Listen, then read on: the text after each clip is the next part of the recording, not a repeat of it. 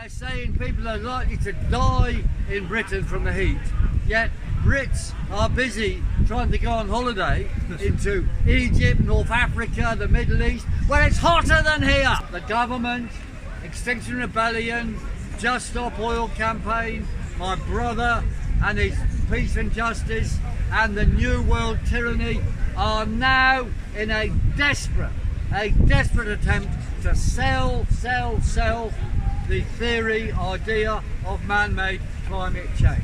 Now let us be clear, man-made climate change is a hoax. Man-made climate change does not exist, and the greenhouse theory, so-called, is an absolute hoax. And I'll give you this leaflet, clarifies many things, and we're handing them out. We've got this crazy media game where they're saying people are likely to die in Britain from the heat, yet Brits are busy trying to go on holiday into Egypt, North Africa, the Middle East, where it's hotter than here. And I don't see any notices at airports saying, beware, don't travel south, you might die. No, they're selling tickets. So all this stuff is utter nonsense. You know it is summer. You know it's July. This is the hottest time of year. Now we do have a very hot spell now. We do have. But we've had whole patterns of these.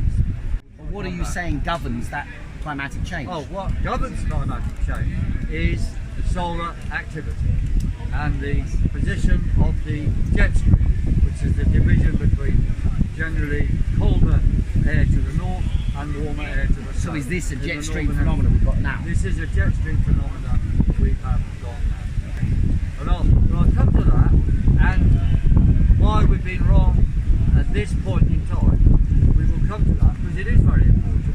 And unlike standard meteorology, they always assess what's wrong, and people can find all our previous forecasts on our website, weatheraction.com. And anyone who buys one forecast can find everything we said about the British Isles, for example, for the last 10 years. We have this exaggeration of any heat. We have this telling us all, Cambridge 2019, a record. That record was fraud.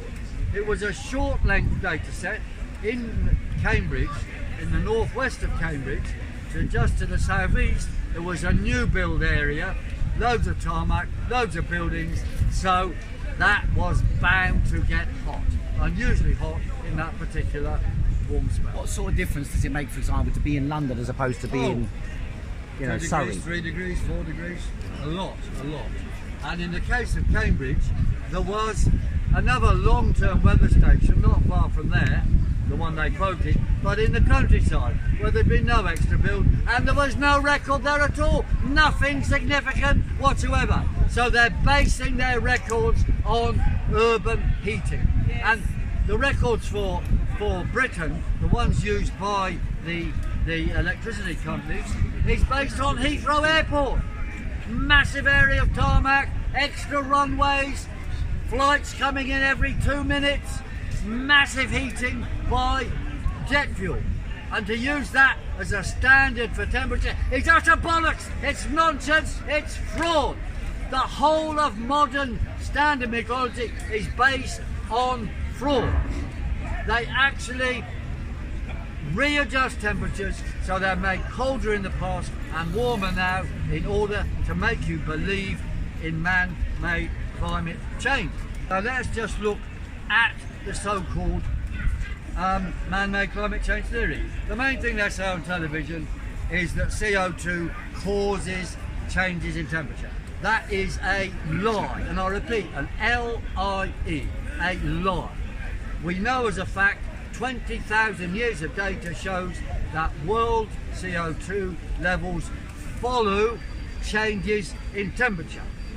They follow changes in temperature because the sea emits CO2 when it's warm and absorbs it when it's cold. The sea holds 50 times more CO2 in it than the atmosphere. So it's clear The sun controls the sea controls temperature, and that controls CO2.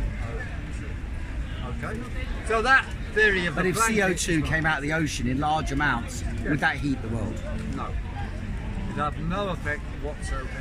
CO2 will come out of the ocean if the ocean's warm, and during ice ages when the ocean was colder, more CO2 went into the ocean. So there was less CO2 around. But the CO2 didn't cause the cooling caused the reduction of CO2. Would the world be underwater if the ice caps melt? Well, if the ice caps melt, there would be a sea level rise. However, that is another complete lie. If the banks believed it, they would not be selling you mortgages in Florida for the next 99 years. Now, going on more to the CO2 theory, so-called, the idea of a blanket wrapping the earth is nonsense. Now, they do have a more advanced theory of climate change, where they say, well, the height of the atmosphere, if it's higher, will make it warmer on the surface. By higher, I mean the top of the atmosphere where energy is emitted into space. And they say, well, because it gets warmer as you go down, if the atmosphere is higher, it will get warmer if the height of the atmosphere goes up. And of course, this is true, and it happened in Carboniferous times. There was a heavier atmosphere, more atmosphere, and it was warmer on the surface. Absolutely. So they say the extra CO2 or nitrous oxide or water vapour will prevent radiation escaping into space, so therefore the height the height at which radiation can escape is going to be further out. Now that is a good theory, it makes sense, therefore it should be warmer on the surface. However, it doesn't work quite like that, because they're assuming static situation. There's not a static situation. The day and night temperatures change all over the world, especially in the upper atmosphere. The fluctuation of temperatures will be more if there is more radiation accepting and emitting gases. And that means that the fluctuation of temperatures in the upper atmosphere will increase with more CO2, water vapour or nitrogen. Aren't most of these temperatures measured at ground level? And these temperatures, let me finish. These temperatures in the upper levels there will fluctuate. Now, the radiation into space is going to be according to the fourth power of those temperatures. So if you've got a wider fluctuation, the fourth power of the average of the average of the four powers is going to be bigger than the fourth power of the averages. Like simple, think of 1, 2 and 3. 2 is an average, 1 to the 4th plus 3 to the 4th is 1 plus 81 is 82, half that is 42. 2 to the 4th is 16. So it's obvious that a bigger range will cause cooling of the upper atmosphere next to space. And they had a prediction there would be warming there from CO2. I said no, it would be cooling. 2000 to 2010, they looked at the results and there was a cooling. There's a cold spot in the upper atmosphere, not a warm spot. So their theory failed absolutely on their more advanced measure or theory of man-made climate change. It is utter lies, it is a hoax, it is only there to control you. Is it true that they argued that the period between 1945 and 75 was cooler because of the ozone hole? No. They didn't argue that. Well, I don't think I thought they did. If they did, that would be very stupid indeed. Because the ozone hole comes when it's super cold in the Antarctic. And the fluorine, chlorine, bromine and iodine present on droplets there causes destruction of ozone. But it has to be super cold. So it's actually an opposite thing to global. Okay, but they just said somewhere that I saw in the news about a week ago or 2 weeks ago that they found a giant hole in the ozone there that they never knew was there. I don't know where it was, but I don't know where it was. Things and then issue scare stories about Well, to blame mankind. That's true. I mean, they did blame refrigeration. CFCs. CFCs, that's Probably right. true. But that was just a scam by DuPont because their patent on their CFC production had run out. So they said CFCs are dangerous and they produced something else, which then they sold. So it was all a scam. They're not all lies, Oh, yes. Well, they might be, they might not be. But I list the lies as they come up. but just on the hot spells, very important stuff. As I said, we believe that there will be a breakdown in this weather next weekend, and there will be, thunderstorms. It will be colder. However, we did expect it to be warmer now this week, very certainly. Oh, sorry, colder now, but it wasn't. However, we looked at a bit more of the cycles involved. Now, our forecasts are not based just on these cycles. This is just an example of the theory behind what we have leads to these cycles. But for example, take the very warm summers of 1934, 1976 and 2018. There were very long hot summers separated by 42 years, which is a multiple of 7, which is a stratospheric wind thing, and an approximate multiple of 22, which is a magnetic cycle of the sun. So those are as predictable. The one we're in now is very interesting. 1984 there were very hot spells in the summer, 2003 there were very hot spells, and 2020 very hot spells. It doesn't mean the summers as a whole are long, like they were the other ones, but very hot spells. Those are separated, each of them, by 19 years, which is the nodal crossing rotation period of the moon. So it's about the moon crossing the Earth's orbit in a particular direction, and those cause the possibility of very hot spells by those two. So we have them now. So it is understandable in a way why it's happening now, but we did get the timing wrong. Piers, what about that massive volcanic eruption in the Pacific Ocean? The massive volcano. Well, would have released vast amounts of heat and energy. Of course. And CO2. Yeah. I mean, a few volcanoes and, man, CO2 becomes irrelevant. Nothing. So, what next? Now, next weekend, Saturday, my brother is having a coordination with Stop Oil in order to demand an end to oil production. Now, this is why your brother was kicked out of the Labour Party. utter madness. Well, he wasn't kicked out, he's kicked out of the parliamentary Labour Party. I'll come back to that in a second. So next weekend, they've got a march. We're going to have a march for more CO2 at the same time. And we challenge my brother to debate on whether or not man-made climate change exists.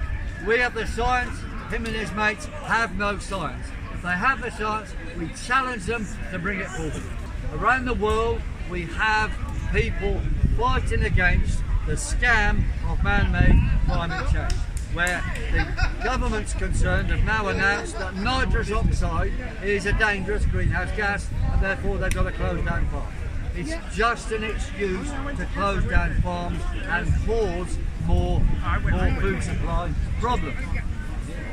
The reality is, if you want to know about nitrous oxide, it decays anyway quickly in the atmosphere. So to think it can have a long-term effect is nonsense. In terms of it being a greenhouse gas, it's a better absorber and emitter than CO2, therefore they say it's more dangerous. But I say, if it's 100 times more dangerous, 100 times 0 is still 0. Carbon dioxide and nitrous oxide have no warming effect whatsoever. The greenhouse effect is nonsense. It misunderstands basic radiation physics. And if you want to know more, go to weatheraction.com and download our scientific paper, Man-Made Climate Change Does Not Exist, written by myself and another physicist, Philip Foster. Now, around the world we have Sri Lanka, Holland, Germany, Italy, Poland, all of them. The farmers fighting the governments because of attacks on farmers. And we support all of those people in struggle and say they need leadership in those struggles to not just beg things from the government, but to take the place of government. In Sri Lanka, they've taken over the presidential palace. Those people should be running the country, not calling on anyone else to do the right thing. The only right thing for those leaders there, the former leaders, is to resign and disappear. And in this country, we have this insane spectacle of a Tory party leadership debate when they talk nothing about the key issues facing this country now, namely the COVID con, the climate con, and the attacks on our liberties through new laws. All of those things should be repealed. We have to reverse all the jab programs, all the climate change acts, all the restrictions on climate, or the ultra low emissions act. All of those things must go. And that's what we say. We were in charge of being involved in an election for this country. That's what we'd say. The Tory contenders are utterly pathetic. They've got nothing to say whatsoever about the real future. And the Labour opposition, Keir Starmer, and the fake Labour left, including my brother, are equally pathetic because they're saying nothing about the way forward in Britain now against the key issue of our time. So I think I will end there. I'll have questions in a second, more questions. But with our favourite slogan, resist, defy, do not comply. Resist, defy, do not comply. Resist, defy, do not comply.